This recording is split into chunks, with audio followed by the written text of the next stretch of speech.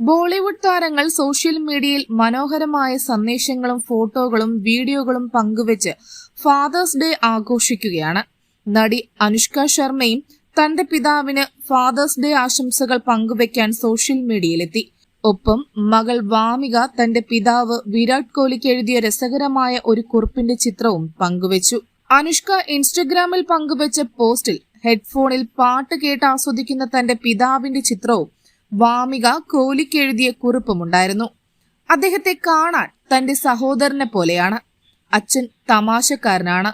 തന്നെ ഇക്കിളിപ്പെടുത്തി ചിരിപ്പിക്കാറുണ്ട്. താൻ അദ്ദേഹത്തെ മേക്കപ്പ് ചെയ്ത് കളിക്കാറുമുണ്ട്. താൻ അച്ഛനെ വളരെയധികം സ്നേഹിക്കുന്നു. അദ്ദേഹവും തന്നെ ഇത്രയധികം സ്നേഹിക്കുന്നു. വാമിക ഇംഗ്ലീഷിൽ എഴുതിയ കുറിപ്പിൽ പറയുന്നു. കുറിപ്പിന് കീഴിൽ കുഞ്ഞു വാമികയുടെ അപൂർണമായ ഒപ്പുമുണ്ട്.